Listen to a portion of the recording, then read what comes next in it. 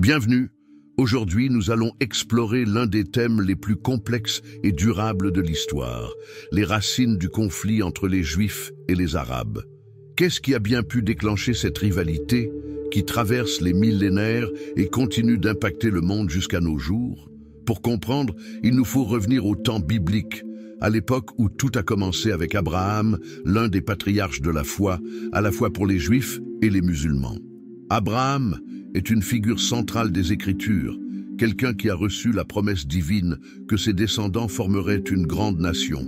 Mais c'est précisément ici que nous trouvons l'origine des tensions. Abraham eut deux fils, Ismaël et Isaac. Ismaël, né d'Agar, la servante de Sarah, devint l'ancêtre des peuples arabes, tandis qu'Isaac, né de Sarah, devint l'ancêtre des Juifs. La division entre les deux frères présageait déjà une séparation qui, au fil du temps, se transformerait en l'un des conflits les plus emblématiques du monde. Tous deux avaient des promesses divines concernant leur vie et leurs descendants, mais ils suivaient des chemins différents. Cette divergence initiale posa les bases de disputes autour du territoire, de l'identité et de la foi, des enjeux qui demeurent encore aujourd'hui. À partir de cette origine biblique, les Juifs et les Arabes ont suivi leur propre trajectoire, construisant des traditions, des religions et des cultures distinctes, mais se croisant constamment, que ce soit par des alliances ou des conflits.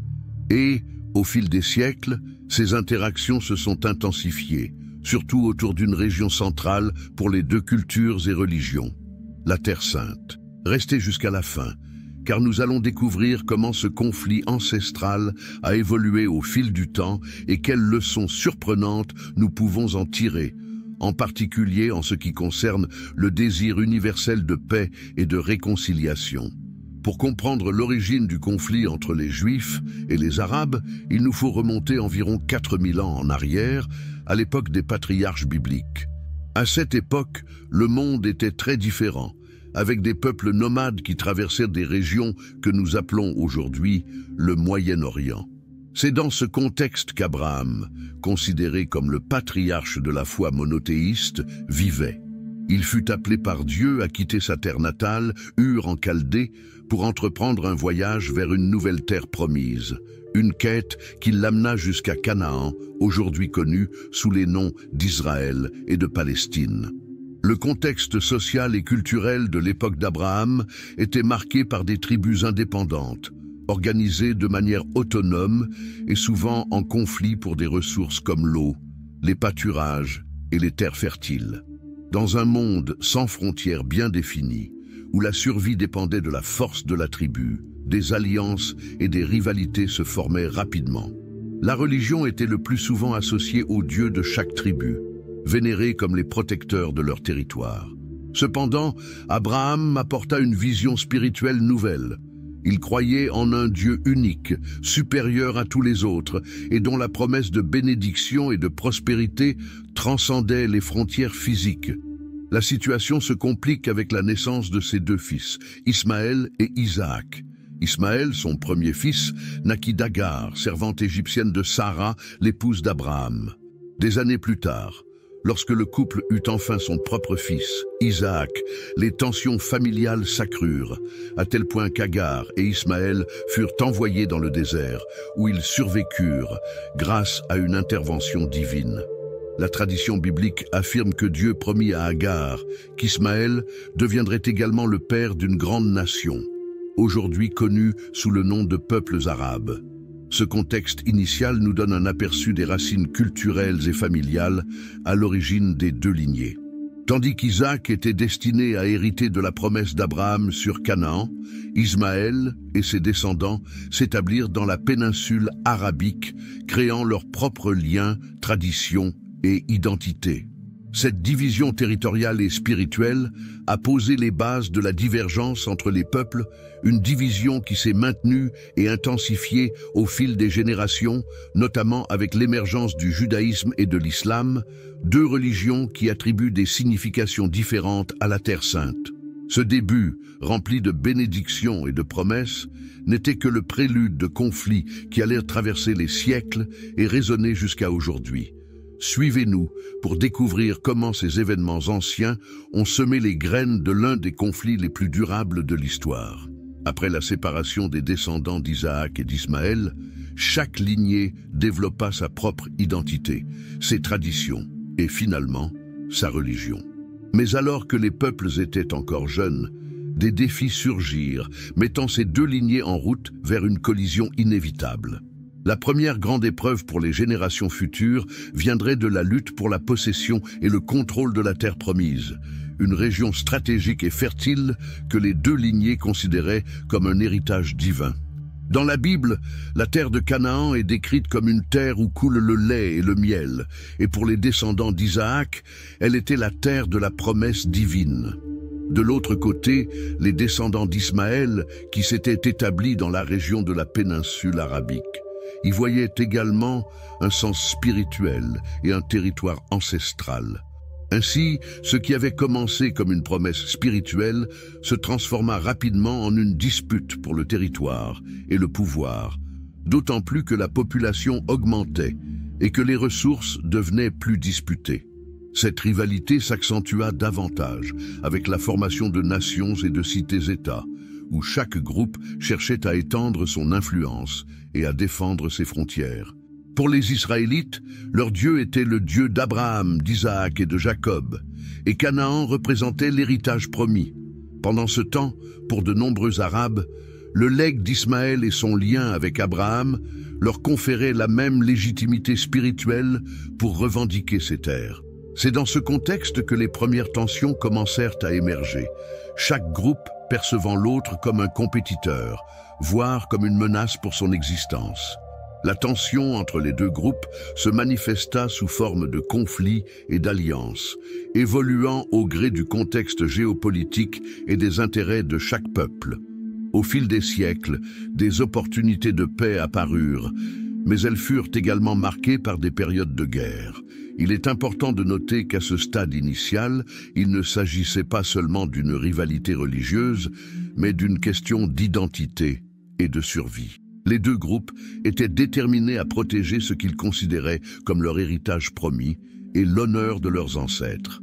Ce premier défi n'était donc pas un choix individuel, mais un dilemme collectif, transmis et poursuivi par chaque génération. La lutte pour la terre promise et le droit à une identité propre devinrent une question complexe et multiforme. Et tandis que les deux peuples tentaient d'établir leurs racines, les blessures ouvertes par ces disputes initiales ne furent jamais complètement guéries, se transmettant de génération en génération et devenant la base d'un conflit qui perdure jusqu'à aujourd'hui. À mesure que les descendants d'Isaac et d'Ismaël augmentaient en nombre et en force, les disputes pour la terre promise s'intensifièrent. Avec le temps, cette rivalité territoriale et spirituelle engendra des conflits significatifs, non seulement entre les deux lignées, mais également avec d'autres nations voisines qui occupèrent la région. Les descendants d'Isaac, plus tard connus sous le nom d'Israélites, s'installèrent à Canaan, où ils fondèrent l'ancien royaume d'Israël. Cependant, cette conquête ne se fit pas sans résistance, car de nombreuses autres tribus et peuples voyaient également cette terre comme un lieu de valeur stratégique et culturelle. La Bible rapporte d'innombrables batailles où les Israélites ont dû lutter pour assurer et maintenir leur présence à Canaan. Des campagnes militaires menées par Josué aux affrontements constants avec les Philistins, les Moabites et d'autres peuples, cette terre fut le théâtre de nombreuses guerres, constamment disputées par divers groupes. Pour les Israélites, perdre Canaan signifiait non seulement perdre un territoire, mais aussi affaiblir la promesse qu'ils croyaient avoir reçue de Dieu. Pendant ce temps, les descendants d'Ismaël, qui s'étaient dispersés dans la péninsule arabique et les régions avoisinantes, faisaient également face à leurs propres défis. Avec le temps, ils développèrent une identité propre, riche en traditions et cultures spécifiques à la région.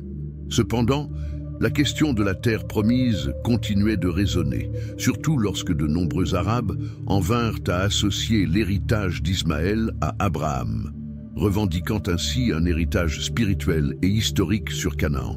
Cette association prit encore plus de force avec l'avènement de l'islam des siècles plus tard, lorsque Mahomet, considéré comme descendant d'Ismaël, reconnut Abraham comme un patriarche important pour la foi islamique. Les conflits pour la possession de la terre promise, intensifiés par des différences religieuses, provoquèrent des divisions profondes et durables. Juifs et Arabes en vinrent à se percevoir mutuellement comme des rivaux, voire des ennemis en période de crise, alimentant un cycle de ressentiment transmis de génération en génération. La terre, autrefois perçue comme une bénédiction divine, devint une source de discorde et de souffrance, chaque groupe ayant le sentiment que son identité et son existence étaient menacées. Ces conséquences furent non seulement physiques et politiques, mais aussi spirituelles et émotionnelles. L'histoire des conflits autour du territoire sacré façonna la perception des deux communautés, créant un récit de méfiance et de défense qui persiste encore aujourd'hui. Pour beaucoup, la lutte pour la terre promise a laissé des marques si profondes que toute tentative de réconciliation semblait impossible. Et même si des tentatives de paix et des alliances temporaires ont été tentées au cours des siècles, les blessures de ces premiers conflits ne furent jamais complètement guéries. Tout au long de l'histoire, Juifs et Arabes furent guidés par des leaders et des prophètes qui tentèrent d'apaiser les tensions et de promouvoir une réconciliation, même temporaire. Pour les Israélites, des prophètes tels qu'Isaïe, Jérémie et d'autres messagers de Dieu avaient pour mission de rappeler au peuple ses fautes et ses péchés, les encourageant à rechercher le repentir et à vivre en harmonie avec les commandements divins. Ces prophètes avertissaient fréquemment des conséquences de l'abandon de la justice et de la paix, précisant que Dieu permettrait aux nations voisines de conquérir Israël si le peuple continuait dans la désobéissance. Ces affrontements spirituels ne se limitaient pas au peuple juif.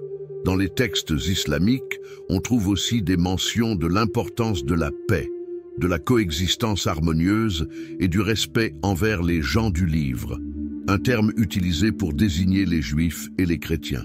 Dans l'islam, Abraham est considéré comme un prophète d'une foi inébranlable et ses enseignements sont vus comme un fondement pour une coexistence respectueuse entre les descendants d'Ismaël et d'Isaac. Mahomet lui-même, lors de la consolidation de l'islam, chercha d'abord une relation de paix avec les communautés juives de l'époque, reconnaissant l'importance des enseignements d'Abraham, de Moïse et d'autres prophètes de l'Ancien Testament. Cependant, malgré ces messages de paix, les défis sociaux, politiques et territoriaux demeuraient intenses. Les enseignements des prophètes étaient souvent éclipsés par les intérêts d'expansion, de défense et de survie.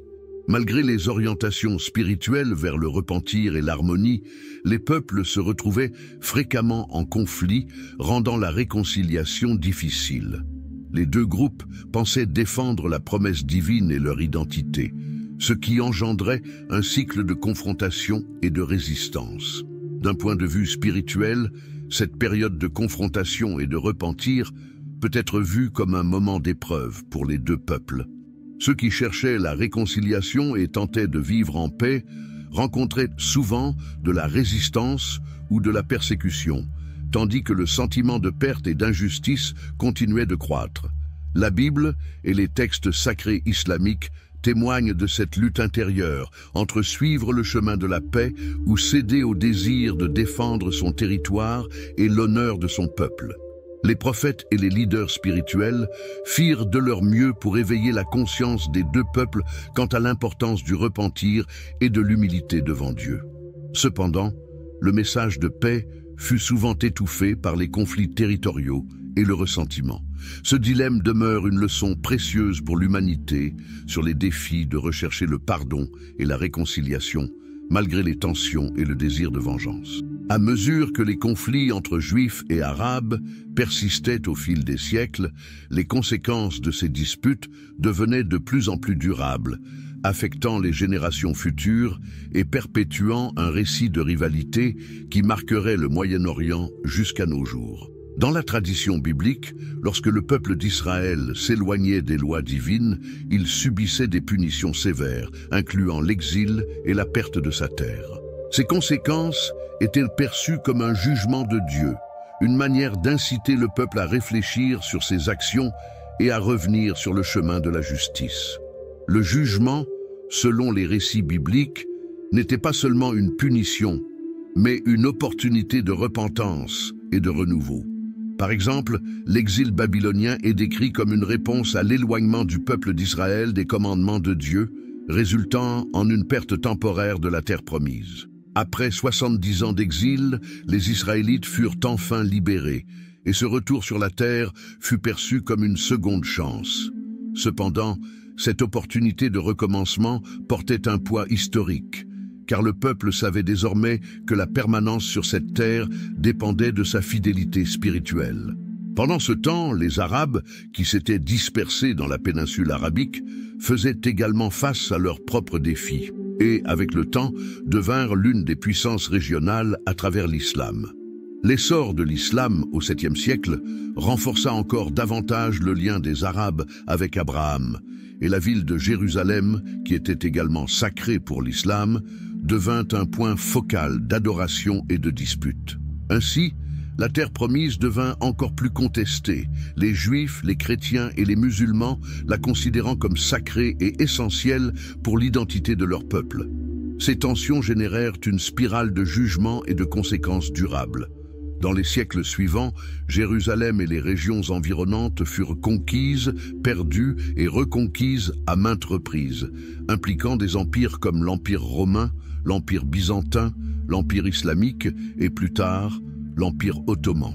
Chacune de ces périodes laissa des marques profondes et des blessures ouvertes qui se répercutèrent de génération en génération.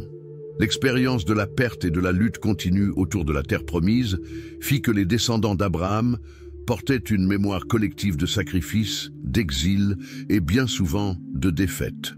Et malgré de nombreux efforts de paix et de coexistence au cours de l'histoire, la lutte pour cette terre sacrée perpétua un cycle de rivalité.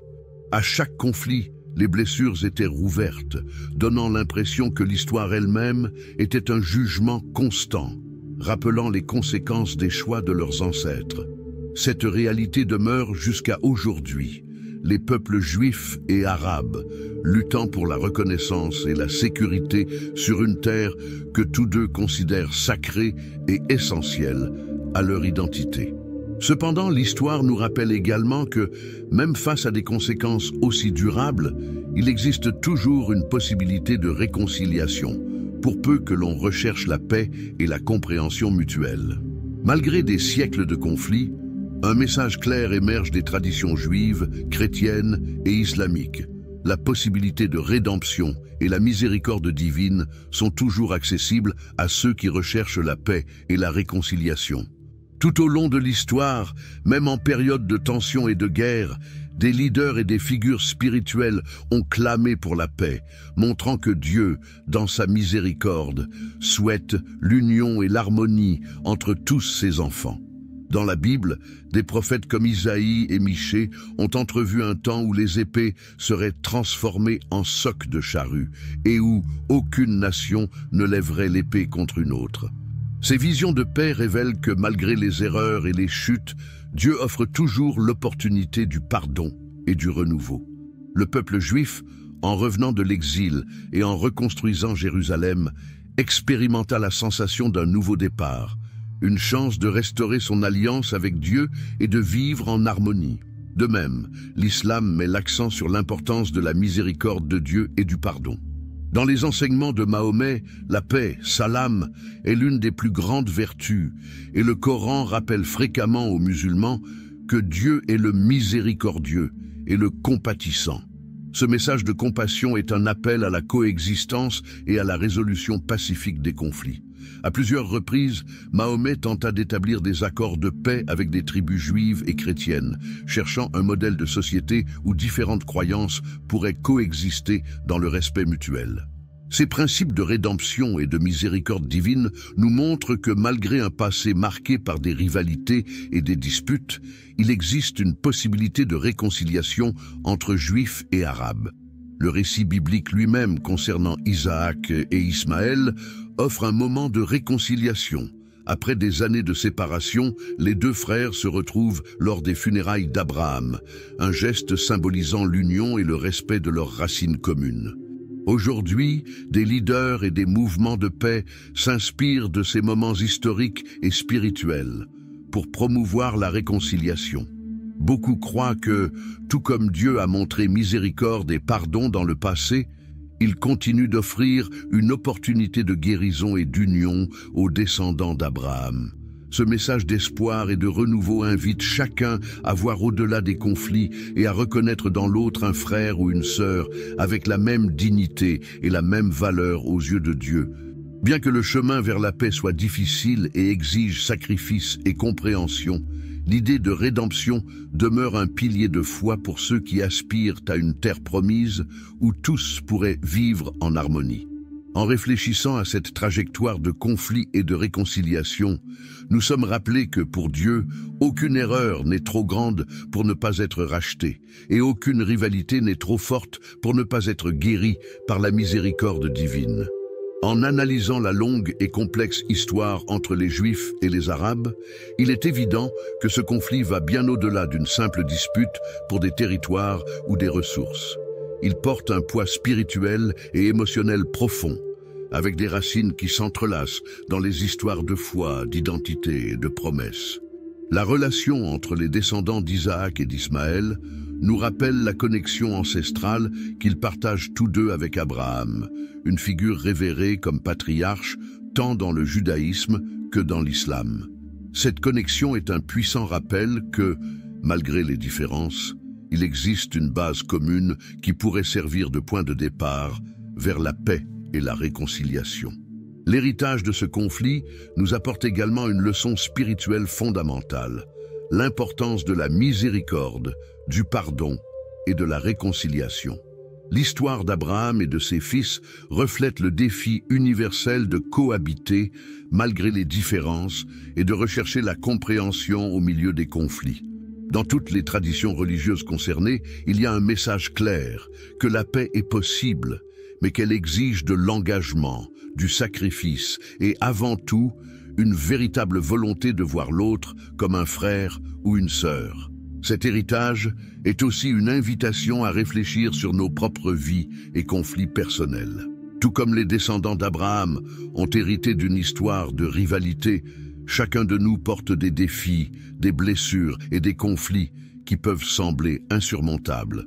Cependant, les Écritures nous montrent que Dieu est un Dieu de paix et que, avec l'aide de la foi et de la compassion, nous pouvons surmonter même les conflits les plus profonds. Ce conflit ancestral entre Juifs et Arabes nous rappelle que, lorsque nous cherchons la réconciliation, nous suivons un chemin béni qui peut transformer non seulement notre vie, mais aussi l'héritage que nous laissons aux générations futures. Aujourd'hui, dans un monde de plus en plus interconnecté, cette leçon est plus pertinente que jamais. La réconciliation entre Juifs et Arabes peut sembler un défi impossible, mais l'histoire nous montre que des moments de paix et de coexistence ont déjà existé dans le passé. En nous inspirant des valeurs de compassion et de respect que nous trouvons dans les traditions religieuses de ces deux peuples, nous pouvons peut-être entrevoir un avenir où cette région sacrée serait un symbole de paix et d'unité pour le monde entier. Que cette réflexion sur l'héritage et les leçons spirituelles de l'histoire entre les Juifs et les Arabes nous inspire à rechercher la paix dans nos propres vies et à cultiver un esprit de compréhension et de respect pour ceux qui sont différents de nous. Ainsi, nous honorons la mémoire d'Abraham et les valeurs qu'il a transmises à ses descendants. Si cette histoire et cette réflexion vous ont plu, n'oubliez pas de laisser un j'aime et de partager votre avis dans les commentaires. Votre participation nous aide à continuer de proposer davantage d'histoires et de réflexions comme celle-ci.